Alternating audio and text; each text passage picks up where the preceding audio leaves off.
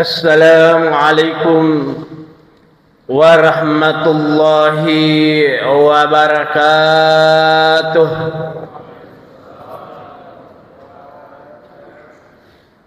Alhamdulillahilladzi hamdan yuwafi ni'amah wa yuqafi masidah. Wassalatu wassalamu ala man la nabiyya ba'da wa ala alihi wa sahbihi wa man walah, amma ba'd. Bapak-bapak dan ada ibu-ibu ya? Oh, di bawah. Ibu-ibu di lantai dasar yang kesemuanya saya banggakan.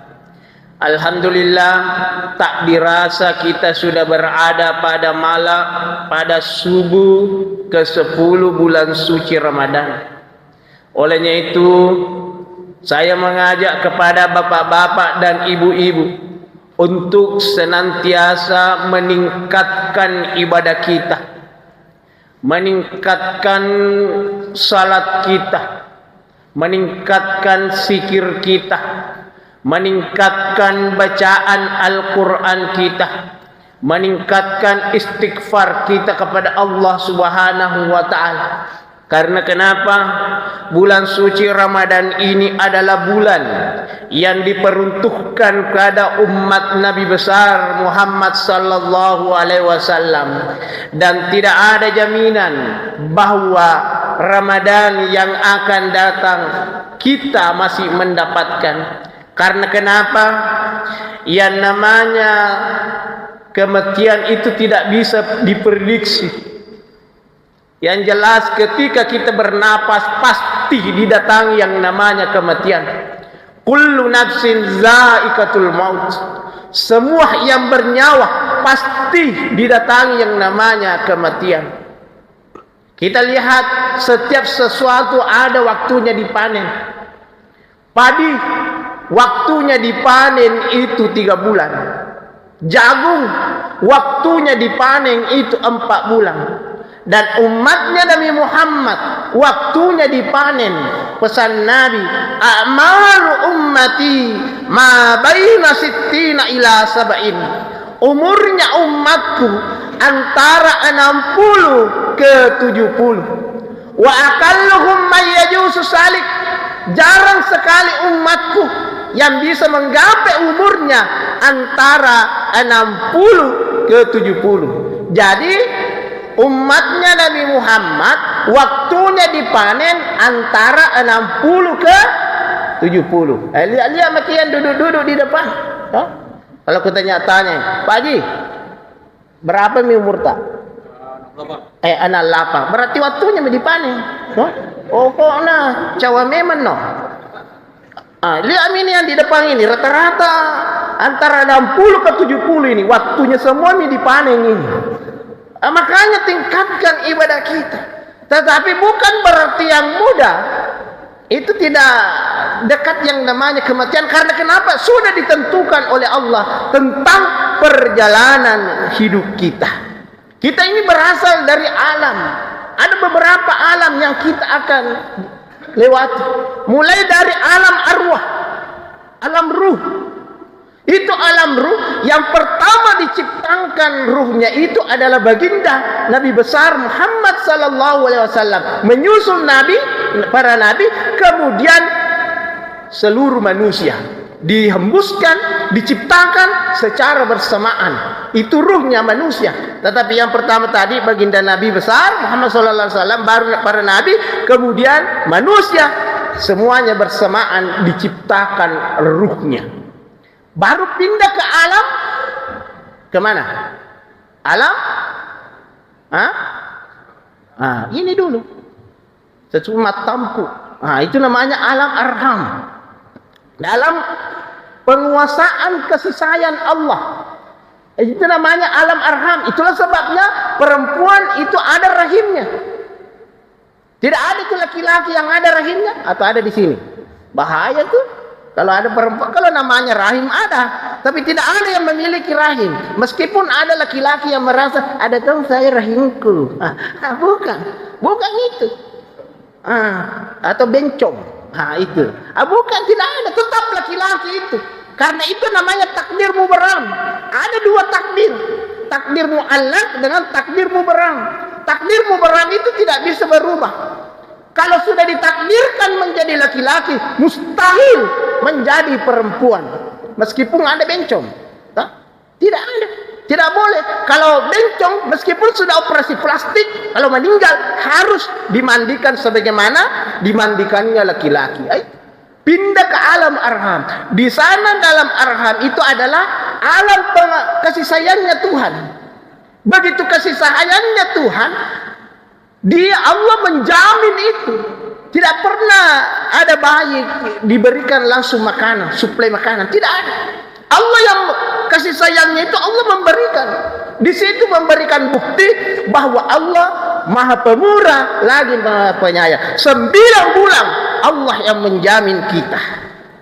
Disitulah itu tadi dari alam ruh kemudian ditiupkan wanatfahtu. Ditiupkan ruhnya itu masuk. Setelah ditiupkan ruhnya ditentukan 50.000 tahun itu sebelum diciptakan kita, itu sudah ditentukan takdir kita. Sudah ditakdirkan semua, ditentukan. Tetapi ada waktu untuk merubah itu takdir. Di mana itu? Salah satunya pada bulan suci Ramadan. Malam Lailatul Qadar, malam penentuan malam. Itu setelah alam arham. Setelah alam arham, disitulah kita bersaksi kepada Allah. Disinilah awal syahadat pertama kita. Nasa ngogie makada syahadat lalu petang. Syahadat yang pertama di situ kita. Allah, alastu bi rabbikum. Wahai fulan, apakah engkau tahu bahwa saya adalah Tuhan? Bala syahidna. Saya bersaksi bahwa engkau adalah Tuhanku. Itulah syahadat yang pertama. Itulah sebabnya ketika salat jangan pernah tidak konsentrasi ketika bersyahadat. Karena itulah inti pengabdian kita kepada Allah Subhanahu wa taala. Ada beberapa hal ke dalam salat itu tidak bisa kita tidak konsentrasi. Yang pertama ketika takbir Allah, berarti ketika kita masuk harus Allah Maha Besar. Semua yang lain kecil, dunia, istri, harta benda kecil, akbar, buang. Allahu Akbar, dibuang semua masalah dunia karena kita mau menghadap kepada Allah Subhanahu wa taala. Yang kedua, dibaca iyyaka na'budu wa iyyaka nasta'in. Hanya engkau yang saya sembah, kepadamu saya meminta. Yang ketiga, ketika kita baca asyhadu alla ilaha illallah, kita harus mengetahui itu. Karena kenapa? Itu manusia kan ada jasad, ada ruhani. Ya? Yang terkadang kita hanya perhatikan itu jasad kita. Gerakan salat itu kan jasad kita. Tapi ada ruh di dalam. Sudah pernahkah kita mempelajari tentang ini? Ada aspek yang diberikan oleh Allah. Ada potensi yang diberikan oleh Allah. Yang pertama ruh. Yang kedua kalbu. Yang ketiga nafsu. Yang keempat adalah akal. Yang kelima adalah rahasia. Nah, semua ini ada di dalam tubuh kita. Sudahkah kita mempelajari itu? Jangan sampai hanya syariat yang kita pelajari. Karena dalam memahami Islam ada 4. Syariat. Apa lagi? Tarekat. Apa lagi? Hakikat. Apa lagi? Ma'rifat. Begini yang 4 ini. Sama ketika umpamanya mangga. Itu mangga ada kulitnya. Di dalam kulitnya ada dagingnya. Di dalam dagingnya ada hakikatnya. Artinya rasa anunya.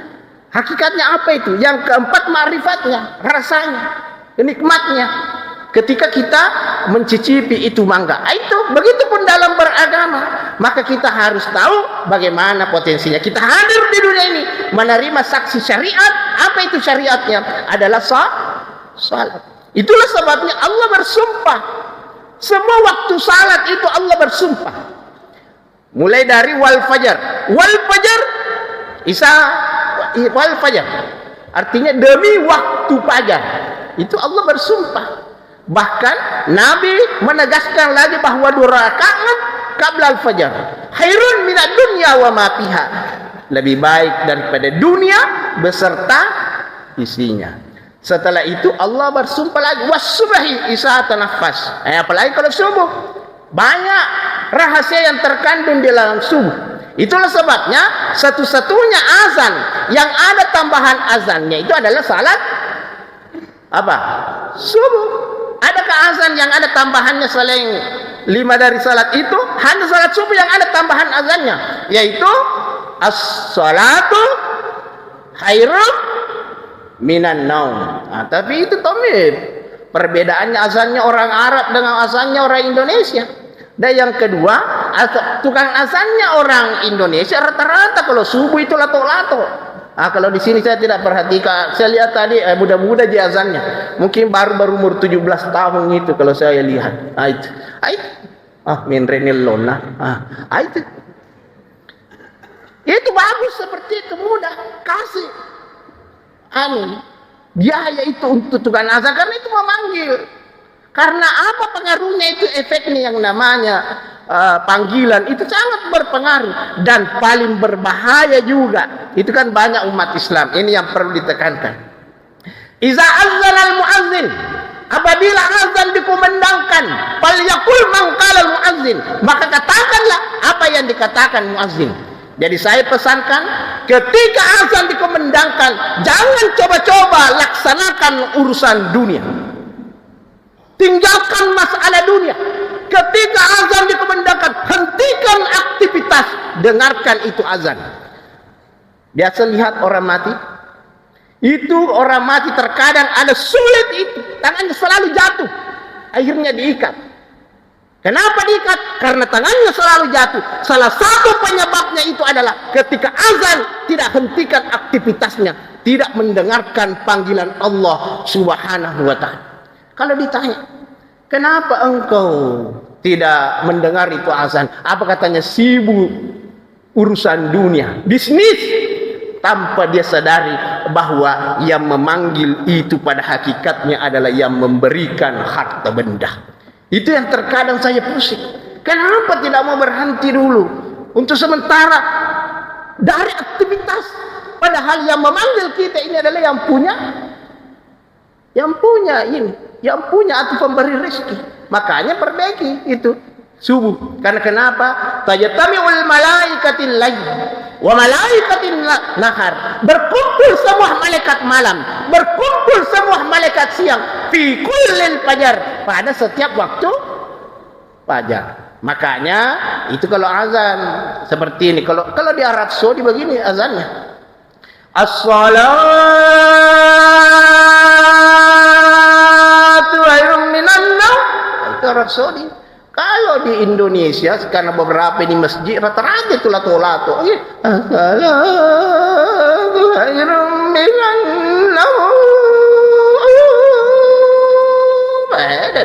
Ngantuk orang. Bayangkan kalau Arab salat itu lebih baik daripada tidur. Kalau Indonesia apalagi lato-lato, salat itu lebih baik daripada tidur. Tindronan kasih panjang, akhirnya tertidur orang. Karena kenapa? Tidurnya kasih tidur, obat tidur. Nah itu. Makanya di dalam azan juga, falyaqul man qala al-muazzin, ketika ada Allahu akbar, asyhadu an la ilaha illallah, baca asyhadu an la ilaha illallah. Ketika asyhadu anna Muhammadar Rasulullah, baca juga asyhadu anna Muhammadar Rasulullah. Di dalam kitab Hasinatul Azrar dijelaskan, siapa yang mendengar azan ketika dibaca asyhadu anna Muhammadar Rasulullah, kemudian dia baca marhaban bika ya habibi wa qurrati aini ya Rasulullah, kemudian dia usapkan ditiup di sini kukunya, ibu jadi kemudian dia usap di sini hidungnya, kemudian diusap di matanya, tidak akan buta sampai meninggal. Dan saya sudah buktikan, guru yang mengajarkan saya ini adalah imam besar Dede Imam Koso, almarhum Allah yarham Andre Gurta Abdul Said Muttalib, hampir 100 tahun tidak menyentuh yang namanya kacamata. Dia mengajarkan. Makanya itu yang harus. Kenapa? Karena dari ini Itu yang diajarkan orang tua pakai selamat, bukan cuma mata. Itu mengatakan orang tua mengatakan kalau mau keluar rumah perhatikan dia nama darah.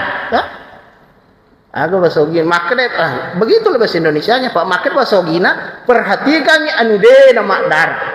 Meragi Indonesia ro perhatikan yang tidak berdarah. Amin. Itu apa yang tidak berdarah? Ini yang harus dilatih. Yang pertama kuku. Yang kedua apa? Nafas. Ini nanti kalau ada waktu saya yang dibatasi. Saya mau ajarkan itu tarekaknya itu nafas itu keluar masuk. Karena kenapa? Ketika kita meninggal, jasad ini yang uruskan keluarga kita, yang memandikan, yang mengkafani, mensalatkan. Sudah pernahkah kita bayangkan bahwa ada ruh dan jasad yang akan berpisah? Siapa yang mengurus ruh kita dan akan kembali kemana? Makanya itu dibutuhkan keluar masuknya ini. Kasih berzikir, kasih jalan bertemu dengan Allah Subhanahu wa taala. Makanya biasakan berzikir. Apa zikirnya itu ruh? Apa zikirnya ruh? Cendol kuliah. Kaki 20 menit nak kedo nasi silo kak sedih 20 menit. Ruh. Itu zikirnya ruh supaya kita buatkan jalan. Ketika ruh nanti itu berpisah ada, sudah tahu jalannya, ketemu dengan bapaknya ruh. Siapa bapaknya ruh? Ahmad. Makanya itu Ahmad dari mana? Dari 4 unsur yang ada dalam tubuh kita. Api, tanah, apa lagi? Angin, air. Itu ketika api itu kan berdiri. Ruku. Ruku itu apa? Anunya udara, ruku itu angin. Ruku. Jadi itu kalau ruku orang model ketika sujud min. Itu apa sujud? Apa di tanah? Tanah. Kemudian apa lagi? Air, sujud, tanah, duduk. Itu Ahmad. Apa? Zikirnya itu supaya senantiasa kita buatkan jalan itu ruh, maka biasakan baca Allahumma ya ahad. Saya ulangi lah. Allahumma ya ahad salli ala Ahmad. Itu zikirnya nafas. Sebentar kita lanjut dulu, terlalu aneh. Di mana lagi? Sampai di mana tadi? Ini gara-gara balik dulu ini sedikit. Apalagi sampai di mana tadi? Itu ketika kita bersumpah kepada Allah Subhanahu wa taala itu tadi. Pakai selamat atau mau tak usah itu. Tak usah itu bilang pakai pakaian selamat. Ikuti saja Nabi. Apa yang dicontohkan Nabi itu, apa yang dibaca Nabi itu, insya Allah selamat. Nabi itu bagaimana di medan perang? Nabi itu berdarah. Tapi kenapa dia sampai akhir hayatnya tidak mati di medan perang? Karena kenapa? Angkat pakai salamana. Angkat pakai salamana. Diajarkan dalam hadis mengatakan bahwa kalau kita mau selamat, makanya perbaiki pada setiap Jumat. Itulah sebabnya kita dipanggil. Yang dipanggil itu laki-laki setiap hari Jumat. Ya ayyuhallazina amanu, wahai orang-orang yang beriman, idza nudiya lis-salati min yaumil jum'ah. Apabila diserukan salat Jumat, itu laki-laki yang dipanggil. Kenapa? Karena mau diberikan keberkahan. Ada keberkahan di situ.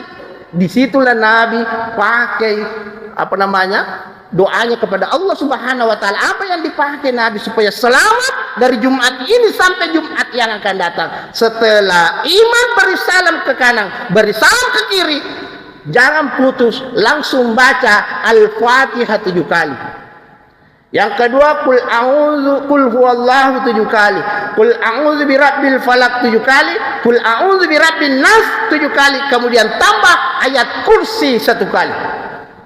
Maka insyaallah dari Jumat ini sampai Jumat yang akan selamat dari bala, akan selamat dari musibah. Itulah sebabnya khatib diwajibkan membaca 2 doa. Tidak boleh tidak. Yang pertama doa kepada muslim laki-laki, muslim perempuan. Yang kedua doa tolak bala. Dan semua malaikat turun. Saya teringat pesan daripada almarhum seorang waliullah Andre Gurta almarhum Andre Gurta Ambodale. Allah ya. Apa pesannya? Dalam seketika itu ada pesta pernikahan dulu. Saya ikut dengan orang tua dan saya dengar sendiri itu berpesan. Andre Gutanas, narekomilo kololongi barakana lino. Narekomilo kololongi barakana akhirat. Jangan pernah masbuk pada hari Jumat. Jangan pernah masbuk. Yang kedua adalah jangan pernah tinggalkan salat tahajud. Maka kau akan merasakan kebahagiaan dunia. Itu. Setelah itu, wadduha, demi waktu duha. Maaf, lewat sedikit lagi. Wadduha, demi padahal luar biasa itu kalau subuh. Karena duduk-duduk saja sampai subuh, kemudian kita salat sunnah 2 rakaat, jam anak masuk suruk, itu pahalanya sama dengan haji dan umrah. Tapi kalau dibatasi begini ya, begitu. Untuk ceramah tarbi nih, kalau subuh, man rasa pokoknya ceramah 5 jam, tidak dibatasi katanya, man rasa siap pokoknya dia mata makan terus. Itu. Jadi wadduha demi waktu ini baru syariatnya. Insya Allah kita akan masuk nanti tarikannya sedikit. Setelah itu, wadduha demi waktu duha. Allah bersumpah kembali demi waktu duha. Makanya jangan pernah tinggalkan itu, termasuk suruk itu awal duha. Kemudian nanti di rumah bisa lagi duha bersambung, duha pertengahan. Disitulah kita berjamaah dengan istri. Ada doanya, Allahumma in kana rizqi fis samai fanzilhu, wa in kana fil ardi barijhu, wa in kana ba'idan faqaribhu, wa in kana mu'assiran fayassiru, wa in kana haraman fatahhirhu. Ya Allah, jikalau rizkiku ada di atas langit, turunkan ya Allah. Wa in kana fil ardi barijhu, jikalau rizkiku ada di dalam tanah, keluarkan ya Allah. Jikalau rizkiku jauh, dekatkan. Jikalau rizkiku susah, mudahkan. Jika rizkiku haram, maka sucikan ya Allah. Istri di belakang mengatakan, amin.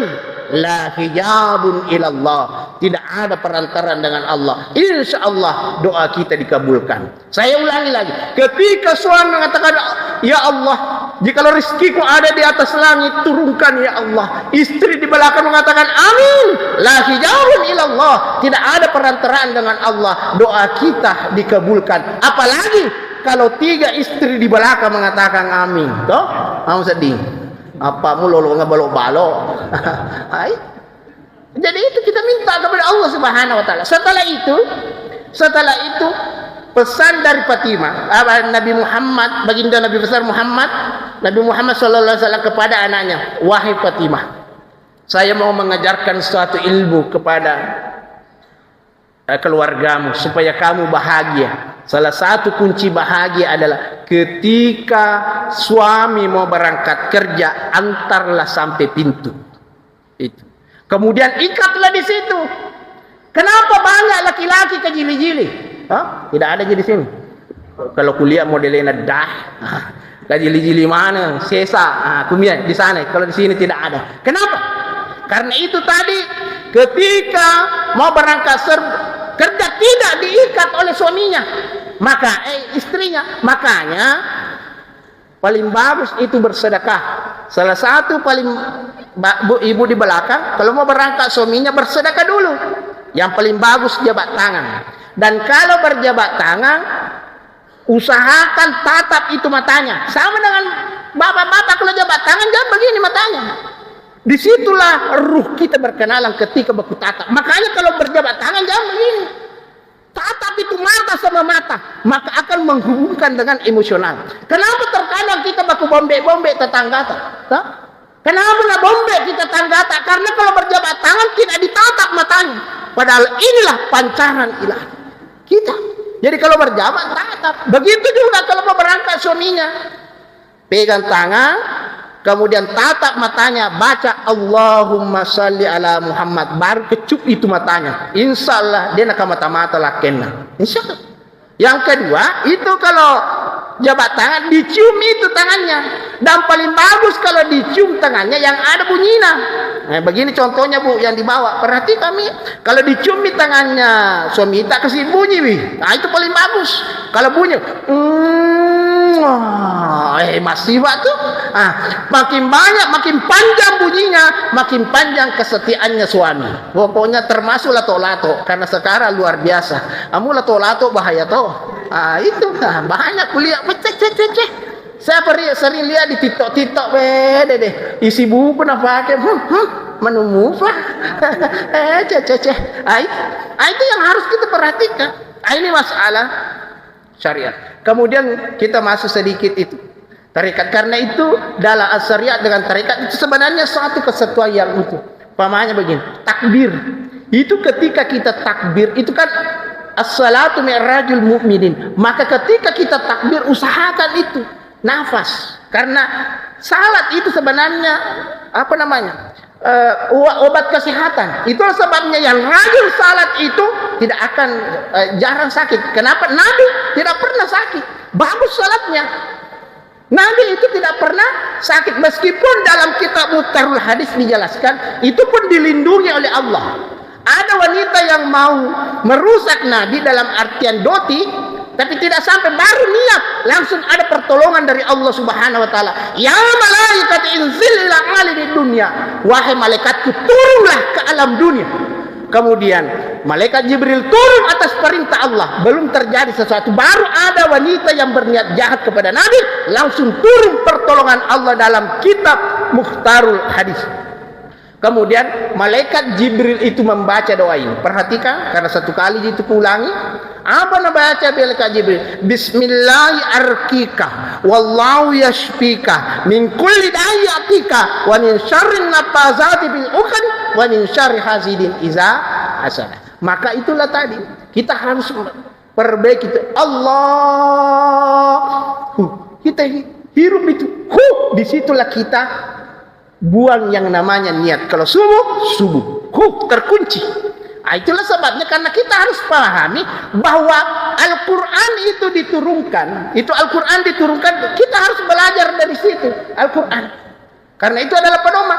Al-Quran itu bersumber dari sudah diciptakan oleh Allah 30 juz satu sekaligus di Lauhil Mahfuz. Jadi Al-Quran itu dari satu titik, kemudian turun menjadi 30 juz di alam dunia, dan dipersempit lagi atau masuk lagi di Al-Fatihah. Semua kandungan yang 30 juz ada di dalam surah Al-Fatihah, dan Al-Fatihah dimulai dari satu titik bih.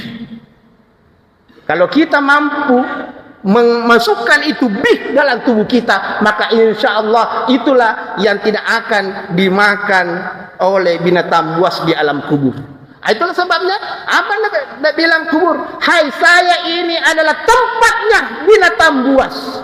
Maka perbanyaklah membaca bismillah. Kenapa? Karena Al-Quran dari 30 juz dirangkum dalam Al-Fatihah dimulai dengan kata-kata bih. Maka ketika memasukkan makanan, jangan sampai tidak membaca Bismillahirrahmanirrahim.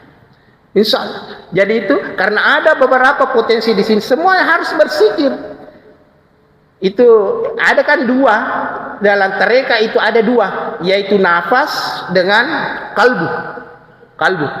Apa itu? Kan ada ruh, ada kalbu, ada nafsu, ada akal. Apa itu ruh? Menghidupkan tubuh ini. Apa itu kalbu? Itu kalbu yang merasa, menangis, apalagi senyum, bahagia, itu kalbu. Kemudian masuk di nafsu. Inilah yang nafsu bahaya, yang terkadang sulit dikendalikan. Maka Allah memberikan rahmat, memberikan akal untuk mengontrol nafsu. Makanya itu ada dua jalurnya itu tarekat, yaitu jalurnya dari Abu Bakar dan jalurnya dari Ali. Nafas itu jalurnya dari Ali. Kalau kalbu, itu kalbu bukan hati. Yang hati itu yang dibersihkan. Itu waktu Nabi di Isra Mi'raj kan dicuci hatinya. Yang mana itu? Ini kalbu, jantung. Ada kan juga hati. Tapi di kalbun di sini yang dimaksud adalah jantung. Yang mendetai dalam tarekat. Itu yang mendetai ini jantung. Pernahkah kita sikirkan itu? Dan inilah sikirnya yang tidak disentuh oleh lidah. Maka kalau kita sudah tak mampu ini, maka insya Allah dijauhkan dari serangan jantung. Nah, itulah kalau bahasa Arabnya itu jantung mengatakan sakaratul qalbi, serangan jantung. Makanya biasakan ini berzikir. Zikir dasarnya mau dulu. Zikir dasarnya itu kan Allah. Itu kan begini. Tak. Nah, itu detain langsung. Berarti ketika kita pelajari itu zikirnya jantung hati, berarti kita mempelajari ilmunya Abu Bakar. Ketika kita mempelajari zikirnya napas yang keluar masuk, berarti kita mempelajari zikirnya baginda Ali. Ini yang harus kita perhatikan. Setelah itu karena kita akan pindah nanti di hari kemudian, pindah di alam kubur. Setelah pindah di alam kubur, Nabi pun sendiri merasakan yang namanya guncangan sakaratul maut. Makanya supaya kita tidak terlalu merasakan yang namanya guncangan sakaratul maut, Nabi sewaktu sakaratul maut apa katanya? Wahai malaikat pencabut nyawa, apa ya gerangan yang terjadi padaku? Maka dia katakan, inilah sakaratul maut. Maka harus kita memperbanyak. Apa? Nabi mengatakan, wahai malaikat pencabut nyawa, apakah umatku akan merasakan guncangan sakaratul maut? Nabi, malaikat mengatakan, semua umatmu memiliki sekarat, tapi tidak beda dengan sekaratnya Nabi. Kenapa? Sekaratnya Nabi itu sudah diperes 70.000 kali lipat sakitnya dikurangi. Maka Nabi mengajarkan kepada kita bahwa kalau mau merasakan yang namanya guncangan sakaratul maut tidak terlalu sakit, maka Nabi mengajarkan setiap selesai salat subuh dibaca awal surah Al-Baqarah. Itu karena kenapa? Wa nafakhtu biruh, ditiupkan itu ruh melalui itu. Maka bacakan Al-Baqarah, awal surah Al-Baqarah. A'udzubillahi minasyaitonir rajim. Bismillahirrahmanirrahim. Alif lam mim. Zalikal kitabu la raiba fihi hudal lil muttaqin sampai ulaika ala hudan min rabbihim wa ulaika humul muflihun. Kemudian, ya Allah, ampunkanlah semua dosa-dosa yang ada di kepalaku ya Allah. Itu kan? Ini kan banyak dosa-dosanya ini kepala. Yang paling banyak dosanya itu mata. Lihat, kalau tinggal di Makassar, keluar rumah pasti melihat yang namanya dosa. Kenapa? Karena masih banyaknya wanita yang suka pakai baju yukengkeng. Masih banyaknya wanita yang suka pakai baju yukengsi. Akhirnya, kalau kita melihat itu kan berdosa. Untung pandangan pertama itu adalah bonus. Bonus itu Pak. Jadi kalau keluar rumah langsung lihat wanita pakai baju yukengkeng, lihat mentomi. Kemudian ucapkan astagfirullah, palingkan penglihatan, jangan menoleh kembali. Siapa tahu astagfirullah. Astagfirullah Muhammad Rasulullah. Itu berarti tidak dihitung itu. Makanya ketika melihat bonus seperti itu, langsung palingkan penglihatan. Itulah tadi yang ada di dalam nafsu. Maka kontrollah dengan akal. Maka insya Allah selama kita mengontrol dengan akal, maka insya Allah itu. Baca tadi itu alif, la, min. Sampai itu minta ampun. Ya Allah, ampunkanlah semua dosa-dosa yang ada di kepalaku dan mudahkanlah ruhku keluar dari jasadku lewat ubung-ubungku. Insya Allah akan dimudahkan itu. Karena kenapa? Kapan kita tidak mendekatkan diri kepada Allah Subhanahu wa taala, yakinlah bahwa kita akan merasakan sakitnya guncangan sakaratul maut terakhir, yaitu pada kaki. Kapan dibaca itu kaki? Yaitu ketika azan sore atau tenggelam matahari, baca itu. Apa yang dibaca? 2 ayat terakhir dari surah Al-Baqarah. Amanar Rasulu, jadi pegang kaki, duduk seperti ini pegang kaki. Amanar Rasulu bima unzila ilaihi min rabbihi wal mu'minun. Sampai di al-qamil kafirin itu terakhir itu. Kemudian pegang kaki, ya Allah, ampunkanlah semua dosa-dosa kaki saya. Ya Allah, mudahkanlah kakiku berpisah dengan jasad. Karena ini, kenapa? Jasad antara ruh itu sulit untuk berpisah. Kenapa? Umpamanya tadi bapak ini sudah 69 tahun. Berarti 69 tahun itu ruhnya bersama dengan jasadnya. Sulit untuk berpisah. Makanya ketika mau berpisah, sakit yang kita rasakan. Jangankan itu, suami istri saja 20, 30 tahun, 40 tahun sama, sulit untuk berpisah. Sulit untuk iya, makin istri itu menangis-nangis kalau meninggal suami. Tapi suami menangis juga, tapi mata anak itu. Wah, jangan tuh. Lihat laki-laki itu gayaan lagi. Pokoknya kalau ada laki-laki meninggal istrinya, menangis, kodok, 3 bulan gitu menikah nih. Mana buktinya? Saya. Saya itu waktu meninggal istriku dari Muhammad Rasulullah, sakitnya minta ampun. Tapi alhamdulillah 3 bulan menikah lagi. Langsung 2 di belakangnya. Baraka roh. Makanya harus kita perhatikan. Ada ikut di bawah satu. Nah, mau belajar Pak Imam? Jangan apa ke bolok-balok. Kalau imam itu minimal 2 istrinya, itu imam. Apalagi yang perlu diperhatikan itu tadi. Insyaallah ketika kita mendekatkan diri kepada Allah Subhanahu wa taala, maka rezeki, rahmat akan datang kepada kita. Apa yang membuat kita sehat yaitu mengikuti baginda Nabi besar Muhammad sallallahu alaihi wasallam. Yang kedua tadi kontrol nafsu, yang mengontrol itu adalah akal, dan karena dari ruh itu masih ada rahasianya, ruhnya ruh. Nantilah kalau ada Ramadan yang akan datang kita bahas yang mana dimaksud ruhnya ruh. Saya kasih PR supaya dipanggil Kak lagi Ramadan yang akan datang. Saya kira sekian. Wallahu muwaffiq ila aqwamit thariq. Assalamualaikum warahmatullahi wabarakatuh.